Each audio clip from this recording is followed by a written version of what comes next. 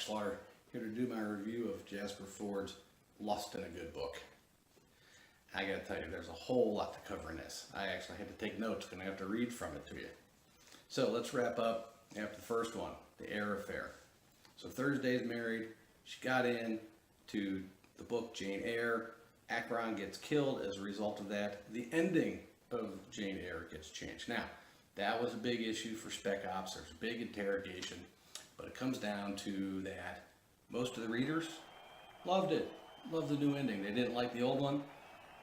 Love the new one. So she's good on that count. Jasper continues with the wordplay. There's plenty of new things in here that he's got going on. For example, you might recall in the Eyre Affair, Jack Shit gets taken care of just like Acheron does. Now, Jack Shit ends up in Poe's The Raven, which at some point in this book, Thursday's got to go get him out because of something that happens with the Goliath Corporation. They don't go away either. They're still running England. They're still a big deal. They're still pulling strings and trying to make things happen and be the global corporation that they are. But a couple of interesting good word plays from him. Jack Shit is gone. However, we have Mr. Shit House, who's now working for, or rather has been working with the Goliath Corporation. We've got some other agents that come into play, some other Spec Op agents. We have Fodder and Cannon, and Deadman and Walking, and Lamb and Slaughter. Come on, that's funny. It's wordplay. Good for Jasper. Good for him. So the book starts out, recaps a little bit of where the Eyre Affair left off, and because so many readers love the new ending, Thursday is now sort of a celebrity. So there's a lot of public relations that sort of pervade this book in and out. Dad's back in the book, so we know that. Dad actually has a little bit of a stronger role to play this go around, and there's a lot of things that go on in this book. Dad tells Thursday this theory about coincidences, and coincidences play a substantial part in this. For example, one of the chapters is even titled 5 Coincidences, 7 Ermacones, and 1 Neanderthal.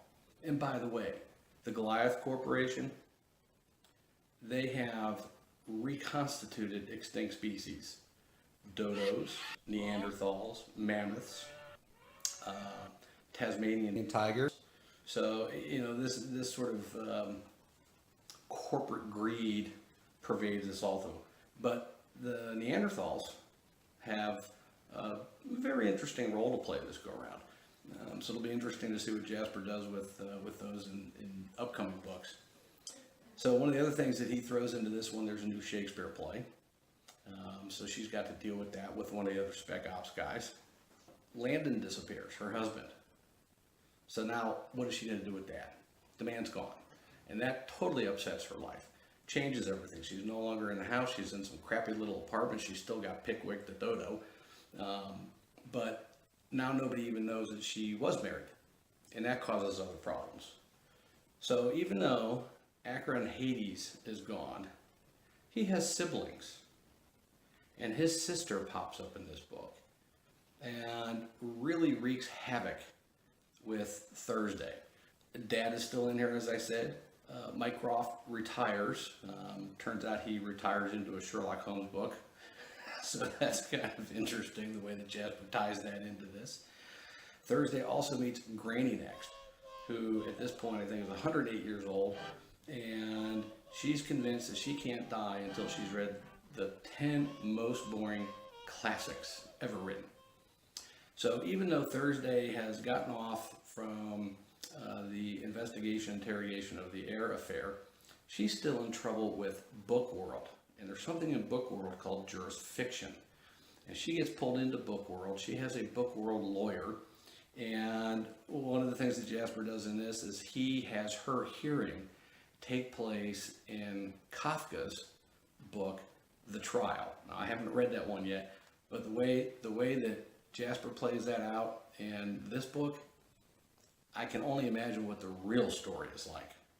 I might actually have to read that one. So Granny next is sort of introduced to us in this book. I suspect she's going to come back later on.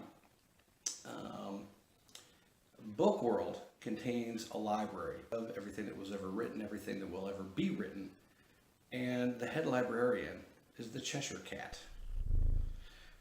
And all of this, while all of this is going on, she gets to be apprenticed to Miss Havisham from Great Expectations to be a jurisdiction agent. And Mrs. Havisham, classic the way that Jasper wraps her up in this story. Basically just a really nasty woman, but it plays out well. She's got a thing for cars and a thing for fast cars. The Red Queen is in here. There's some other characters that pop in here also. The other thing that gets thrown into this book is Dad tells Thursday about some pink slime. And if they can't figure out what the pink slime is, it's going to wipe out the world. So not only does she have to deal with jurisdiction and her hearing, but she's trying to be an apprentice to Miss Havisham. She's still got Hades, Acheron's sister, Aornis, to deal with. And she's got to figure out how to stop pink slime from wiping out the world. And in all of this, where this really breaks out, is she gets through all of this amazingly, and as a result ends up in what he calls the character exchange program. This is something in the book world, so the characters can, take a vacation or go to another story or go somewhere else if they want. And so he leaves off with the last chapter here, The Well of Lost Plots, which is the title for his next book. So, a good read. Go buy it. Definitely a 3.5. There's a lot that takes place in this. It'll be interesting to see where Jasper takes it in the subsequent books. So have a great day and keep on reading.